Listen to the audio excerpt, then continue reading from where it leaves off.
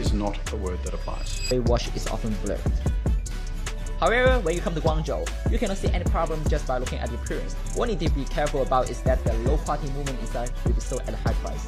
My suggestion is you can try first or buy it for a legal way. I'm Sean. See you next time.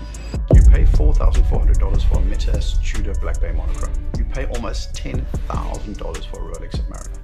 And a Royal Oak Extra Thin, it costs like $36,000. Imagine paying $400 for a bottle of Creed Aventus or $350 for Tom Ford's Tobacco Vanille, only to learn it costs less than $30 to produce. What if I told you those high-end brands often use the exact same ingredients as budget labels? Let's pull back the curtain on the so-called luxury fragrance world, and even touch on watches. First, think about how much you spend on that favorite scent. A 100 ml bottle sets you back $400, $350, or even $875 for Clive Christian's No. 1. Yet insiders reveal that only a small fraction of that price covers the actual juice. Behind closed doors, chemists mix rare oils, synthetic musks, and floral extracts in massive factories, sometimes alongside hundreds of other fragrances. These facilities might be in New Jersey, Grenoble, Shanghai, or Guangzhou, not necessarily a tiny artisanal studio in Paris. In fact, many luxury perfumes are blended abroad, then shipped to Europe for final assembly. All it takes is one machine filling the bottle and one person sealing it, and suddenly, the box proudly declares 95% of the watches are made here, including the one you're wearing right now. Many big brand watches are produced or sourced for parts from here. This place is Shenzhen City, the world watch capital city. And in Shenzhen, you must not miss this declares made in France. Under trade rules, that label only needs final packaging to qualify, nothing about where the scent was created. I spent months speaking with former employees, perfumers, and suppliers. One anonymous ex-executive admitted their company's $300 fragrance wasn't much different from a $50 mall option. They told me that maybe 10% of the formula's concentration varied, plus a handful of pricier raw materials. Otherwise, both products came from identical batches. When they complained, they were forced to sign an NDA or walk away empty-handed. Meanwhile, while most people picture perfumers standing over beakers and sniffing delicate blends, I saw factories that looked more like a pharmaceutical plant. Picture giant steel vats, towering drums of synthetic compounds, and workers tapping, instructions on tablets. No handcrafting in sight, just automated processes churning out. Asking y'all should receive. Tisa, where are the watch manufacturers? I did some digging and I found the watch manufacturers. There is a new scandal coming out of the luxury watch division. Listen, if you want to keep going to Rolex, if you want to keep going to AP and spending your money, go and do that. However, industry insiders are coming out, and I have their videos. People have even been fired from it for lifting the hood away from the... Most Swiss watches are actually made in China, and the reason that replicas often look just as good as the original is that they are made in the same factory. Gallons of liquid. I even watched technicians pour the same base mixture into two lines, one labeled designer brand X, the other budget label Y. Different labels, different stories, but the same liquid inside. The watch industry follows a similar pattern.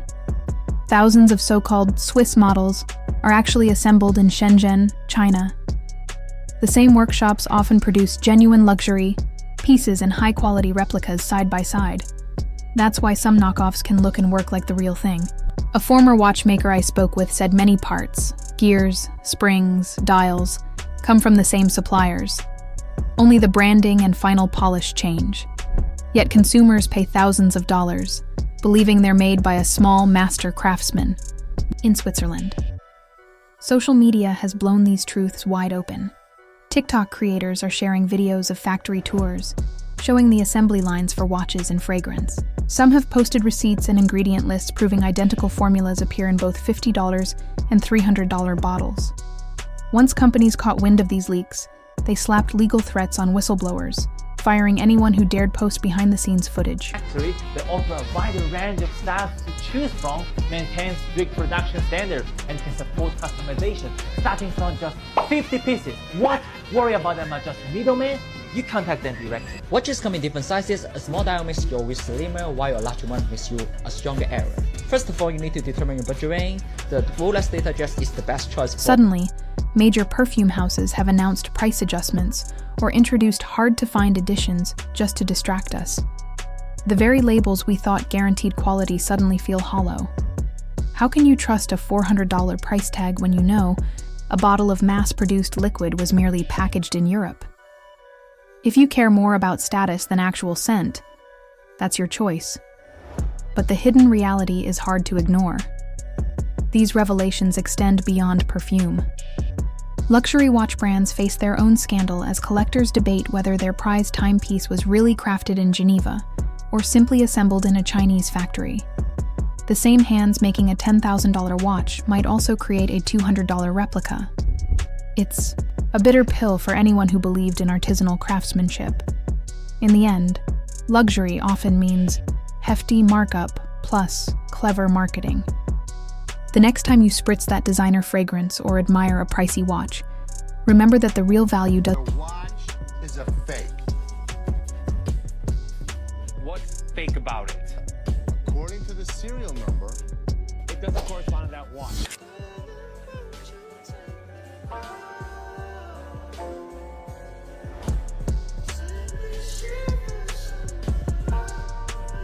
Doesn't always lie in the box. Much of the magic happens behind locked doors, inside sprawling warehouses, where raw materials from around the globe merge into one product, luxury-priced or budget-friendly. Imagine buying a $400 designer perfume and discovering it cost less than $30 to make. You'd feel tricked, right? Here's what's really happening. Most high-end fragrances are blended in huge factories. Think New Jersey, Geneva, or Guangzhou, where technicians follow formulas on tablets. They pour the same base mix into 2 production lines, one for a luxury label, the other for a budget brand. The only differences are a fancier bottle and a higher price tag. Inside magazines, you'll never read about this because big fashion houses spend millions of dollars on glossy ads. Vogue and Allure rely on that money, so they won't publish stories exposing the markup. Influencers are even more tied to brands. They fly to Paris, stay in 5-star hotels, and receive free products worth thousands. One beauty blogger with 2 million followers told me she'd lose half her income if she spoke out about these hidden truths. Instead, independent creators, YouTubers, TikTok users, and former factory workers are finally stepping up. Recently, a TikToker who used to check fragrances for quality uploaded footage showing the same formula going into both a $300 bottle and a $50 mall brand. Instantly, the clip racked up 8 million views before vanishing. And once these leaks spread, some luxury lines quietly cut prices by as much as 15% in certain regions. They didn't announce it. The reductions appeared subtly at department stores. Industry insiders say these adjustments happened after dupe videos went viral. So what can you buy now without spending a fortune? Here are 2 picks that won't break the bank. Maison Margiela's replica Jazz Club runs about $144 for one.